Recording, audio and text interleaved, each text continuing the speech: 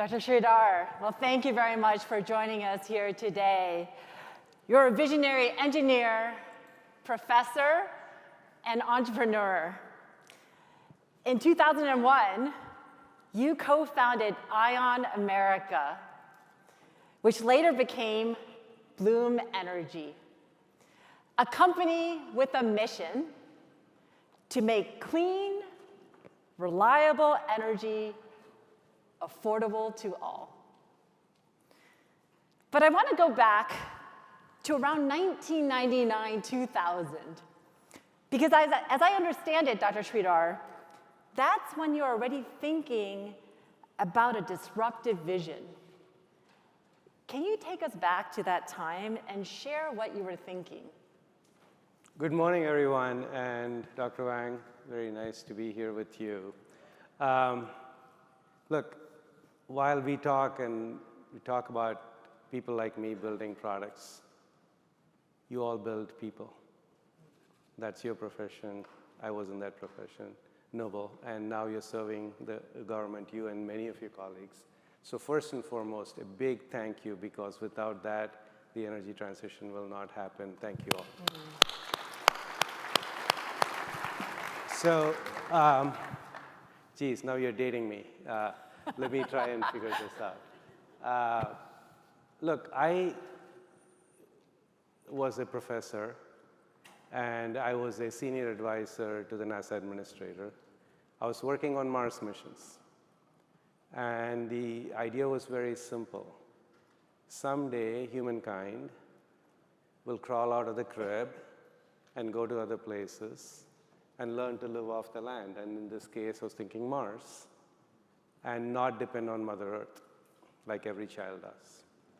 So I was trying to develop heat, water, electricity, oxygen, you name it, that can be produced living off the land from where it was. And this is the 90s.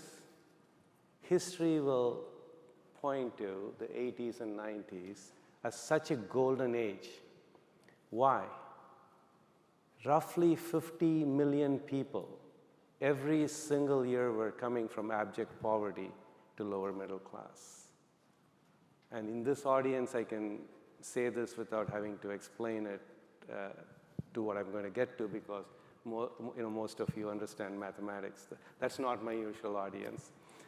So here, think about this. What happens when that happens?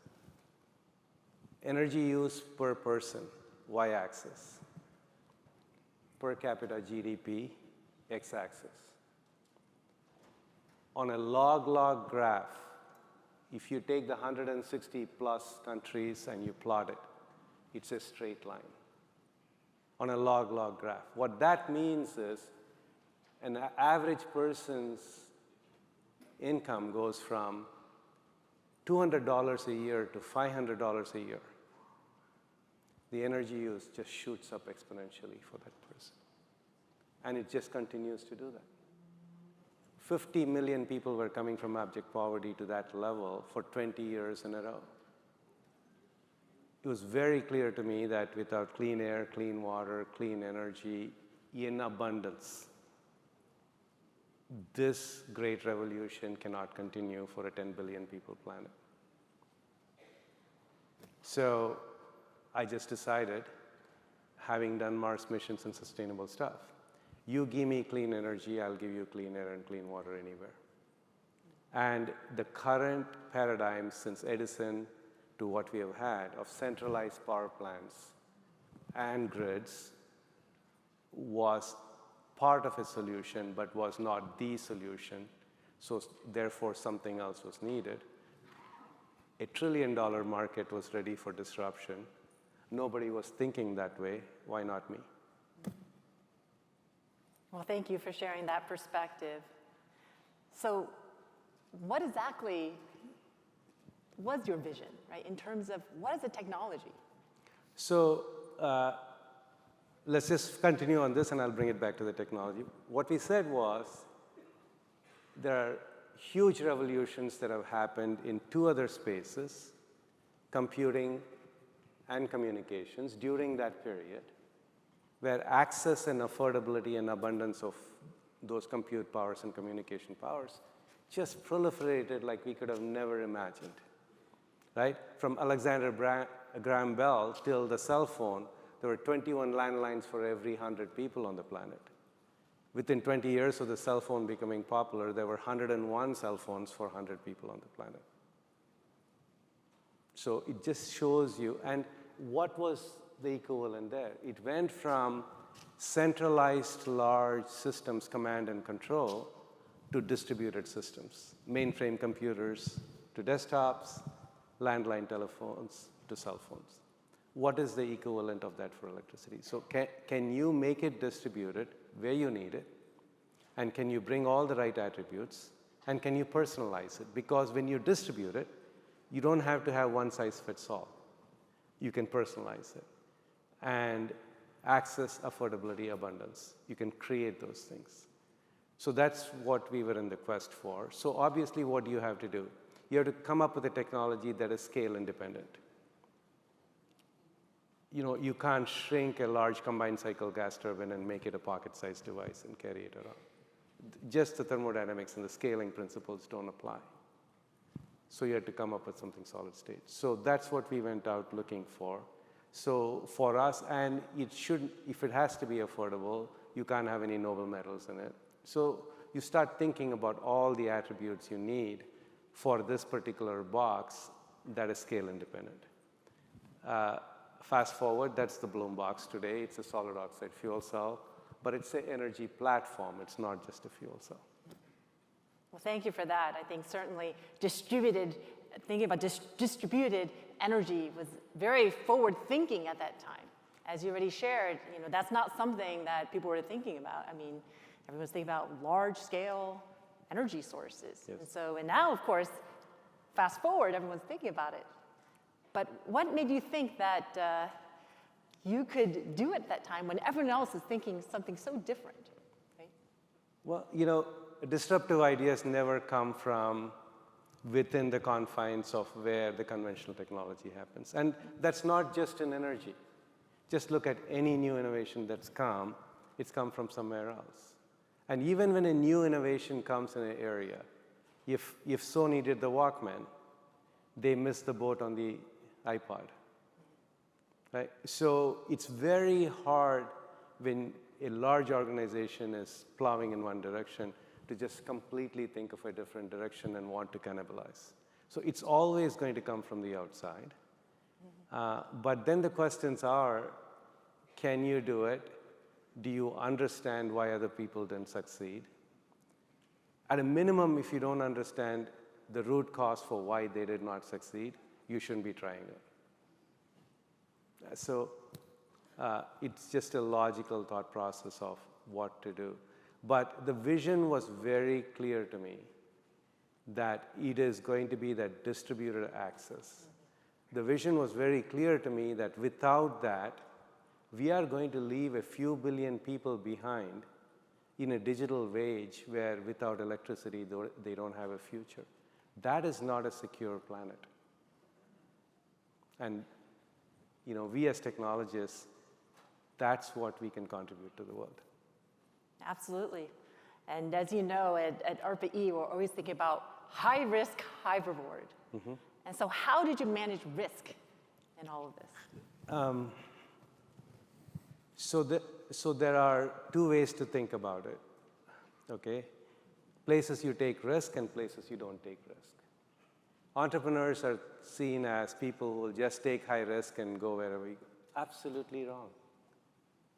The biggest risk we take is that disruptive thought process of, I have seen a world that can be and not what is, and I have the conviction that I'm going to figure out a way to get there, to that world.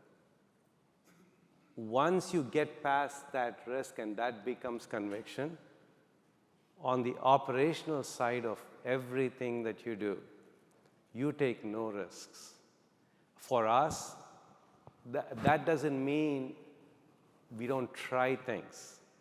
But for every key risk that has to be solved, at Bloom we say we have plan A, B, C, D, E, And we never do F, which is failure, what happens if we fail, because that's not an option. But there are always multiple plans. That's one. Second thing is, it's very easy for people when they deal with complex problems with high risk, that you try to solve all the peripheral problems along with the key risks that you have to resolve, without which nothing else matters. So the easiest way I explain this to people is, when you are doing a jigsaw puzzle, you always start with the easy pieces in the corners. And that's absolutely logical, because then you reduce the number of pieces that you have to deal with, and it becomes easier to solve it. The reason you do that, the reason you're taught to do that, is because there is an existence proof. You know that all the pieces are there in the box, and you can do the puzzle. That's not what it is if you have multiple risks. What are the 2 or 3 key risks that if you don't retire as early as you can, there's no point solving all the other peripheral problems? So that's the one you focus on first. And if you cannot retire that, why bother with the other things? And you put maniacal attention to that with a plan A, B, C, D, E, and just invest in solving that while you think about the other things. Well, thank you for that great perspective on risk. So as you were building Bloom, you talked about the technology. And there's certainly a lot more to building a company than just the technology. Can you talk a little bit more about what else it takes to really build a successful company like Bloom? You know, team. Let's just start first with that. Ideas are ideas. Ideas become executions and real things because people do it. So at different stages, you got to think very differently. In the very early stage of the company, within the company, I had a term, gene pool engineering. What are the skill sets exactly we need? Who are the people who really know how to do that, and how to bring them in and have them working? These were the brightest and the best in what they did. And they had to be not just very good at what they did, they needed to believe in the mission, because it's a long haul, right? The way I would explain it to the people that I would hire is, some people do sprints, some people do marathons. You're joining a Tour de France. It's going to be multiple days with multiple sprints and multiple marathons. Are you here for it? It's a long haul, right? So they had to be committed to that persistent excellence for a long period of time. Very good at that. What's the third thing that you look for is, can they work together? It's one thing to bring extremely smart people in a room. It's another thing to say one team, one goal, one mission. That culture, right? Building that culture. That becomes extremely important. And constantly telling yourself, I know what I know, but there's a lot I don't know. Who's going to teach me? Who's going to teach me from the outside? Who's going to teach me from the inside? And how do we learn? And how do we connect everything together? There was one time, I'll tell you, talking about teams, the ex-CEOs of Wipro, Toyota America, Rio Tinto, HP, Data Services, they were all working for me. Those people that I'm talking about managed more than 500,000 people. And I think at that time we had about 500 to 600 people in the company. I'd never been a CEO before. So they were not working for me, they were working with me. I was learning from them. And the way you attract people of that caliber is only because the mission is so pure and so much bigger than any one of us. And we were just focused on that mission. It was, people came to work in the company, not for me, not for that. They came for the mission.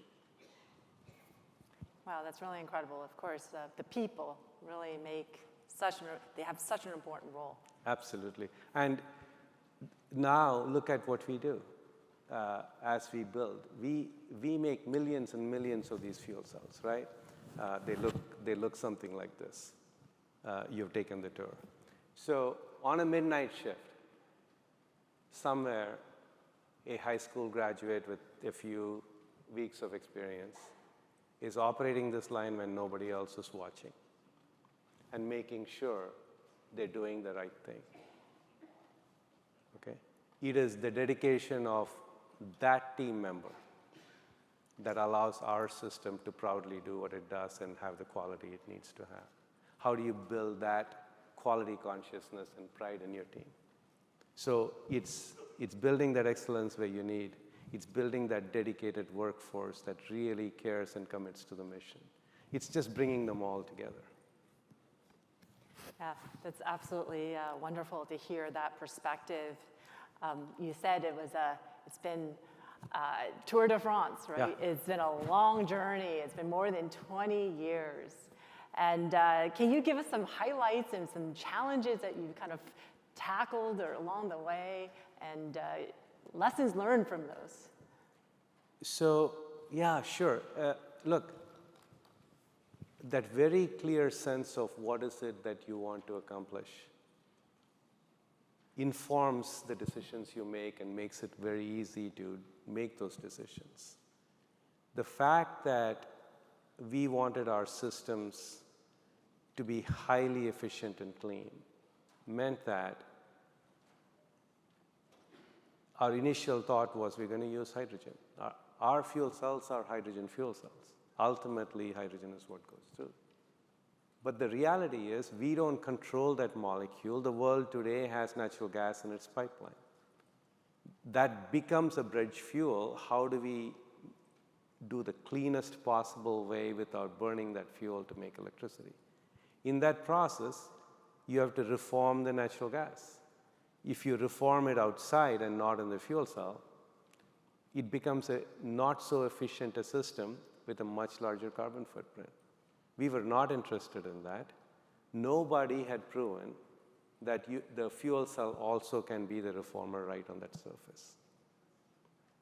There were lab studies, there were things people were trying, but no way a system was controlled that way, operated that way among all the transients operation. We knew that would probably be a 3 to 4 year longer development than if we just did the first part.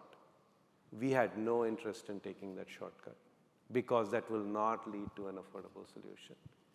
So because it had to be affordable, the manufacturing techniques we used intentionally were so much harder, required so much more upfront capital, and had risk.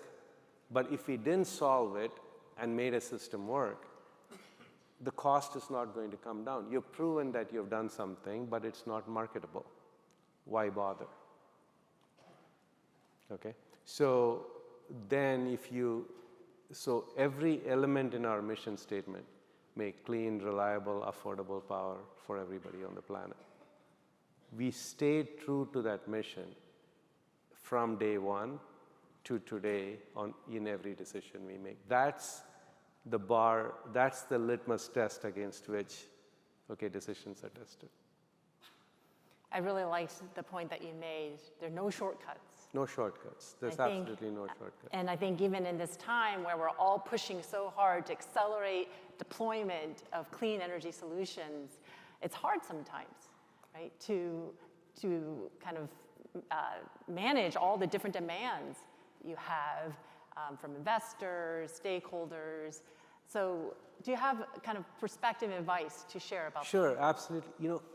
You have to slow down and get it right to speed up in this space. You absolutely have to. And I'll give you a lesson, and even when things are working, and something I learned. And thank God I had amazing mentors who could help me with that. So I'll tell you a story. We had put our first systems for Google. They were working.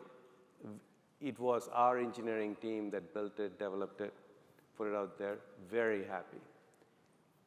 5 other customers are waiting. We need 15 boxes, built that quarter, which was very large at that point in time, early startup, 2010 timeframe.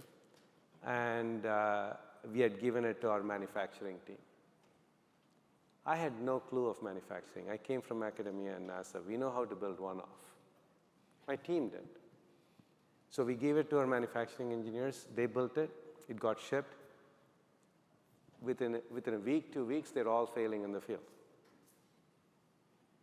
Okay? And I said, stop it. And that particular quarter, I remember we would have had about $30 million in revenue. I didn't even go to my board. I said, we are not shipping. We are not shipping something that's not worthy of our name and worthy of our quality. So we're looking at it. We had no idea what's going wrong and why it's not working, because engineering guys, it absolutely has to work. We don't know why. Okay? So I brought in 3 big-name CEOs, and 2 of them, huge technology guys, had us bring binders and binders of stuff, sitting in a big room, wanting to look at it and evaluate everything and find out that needle in the haystack that's going to solve our problem. My entire team is sitting on the other side of the conference table with me in the middle. Dinner is ordered. We're going to spend all night and never leave that room until we figure this out. And one of the CEOs was a co-founder of Intel, legendary Andy Grove. Okay? Andy comes, looks at all this, looks at these binders, and sits down, and he says, can everybody else in the room other than KR leave the room from my team? And the other CEOs want to say, can we open this page? I think we know something. And he's like, oh, close all those books. And Andy looks at me, and he says, what's wrong? Go, system's not working. Yeah, got that. What's wrong? And I'm trying to point to something or shut that book. I'm asking what's wrong. I just look at him and go, I don't understand what you're telling me. What's the question? What's wrong with you? What's wrong with me? And he says, if you had walked on the floor, if you had spoken to the people building it, they probably will tell you what they were doing they didn't understand, why they were doing what was going on. And there'll be people on the floor that should have known something was not right, and one of those people didn't come and talk to you. What's wrong with you? And he says, you guys all go home. You're a smart guy. You figured out how to make this. You're going to learn that. Somebody just needed to teach you to go ask the right questions of not, are you making enough things? Do you know what good is? Do you know what bad is? Do you know what that quality is? If you don't train a worker to know what quality is, how are they going to build quality for you? Simple things, right? It's got nothing to do with technology. There are, we can talk, maybe we can write a tiny little essay about Bloom's success, but we can write serials of books about things we failed on and how we had to improve. It's about resilience. It's about humility to learn, wanting to learn, but the conviction that failure is not an option. And you'll make mistakes. Just don't make other people's mistakes. Learn from other people's mistakes. Make your own mistakes. Because if you're a pioneer, pioneers don't carry maps. Yeah. Well, thank you for that. This is a technology conference, and technology has come up in our conversation already. You also talk about teams, culture, and risk. So how much really is technology compared to everything else, right, in the whole perspective of Bloom? It's an absolute necessary condition. It is an extremely insufficient condition. Sometimes you may have a great technology, but if you don't have the execution around it, the ecosystem around it, you can fail. Sometimes you're bringing a technology into a space where the ecosystem is not ready. The same genius, Steve Jobs, brought Apple Newton, which was a failure, and then brought an iPad, which was a success because Bluetooth didn't exist, MP3 didn't exist, video compression didn't exist, great screens didn't exist. Wi-Fi didn't exist. An iPad was just a tablet. So I'm just using that as an example. That applies here in the energy industry in spades. Knowing market timing and knowing timing to raise money, knowing how to position your product, having flexibility in things you can do rather than just one shot. All those things, you cannot patch them on very easily if you haven't thought through in the early stages. It's much easier to build a foundation of a house right and then fill the interior slightly differently as opposed to not having that foundation and trying to change as you go. Well, thank you, KR. You've shared such wonderful stories, insights, and great advice already. Do you have any other parting words of wisdom to this innovation community here? Look, it's an unbelievable opportunity. When I think of energy, I think first time in humankind. No matter where human beings live, there is going to be wind, solar, geothermal, hydro, otherwise human beings will not live. Energy is going to come from that. On top of that, the storage technologies that's going to come at a price point that's affordable. For the short-term storage, it's going to be a battery. For the long-term storage, it's going to be a molecule. The ability to put all that together is going to give, for the very first time in human history, energy abundance and energy self-sufficiency in every place without any dependency. In my opinion, energy is a super resource. It's a resource with a capital R, which enables every other resource with a small r to do something for you. If that becomes abundant, ubiquitous, and self-sufficient, no matter where we live, humankind is going to prosper in a way we can only imagine sitting out here. And with the kind of incentives and funding and impetus and climate becoming a forcing function, making everybody to want to pay attention to this, I couldn't think of a better time and a better opportunity to be an energy entrepreneur than now. Those of you who are young out there, I envy you. I wish I had those additional 40 years to do all the things that I want to do. So it's an amazing time. It is only a crisis if all of us don't seize the opportunity. I really think that this is such an opportunity to do good and make good, which is really what America is all about. Well, thank you. Thank you very much, Dr. Sridhar. Thank you.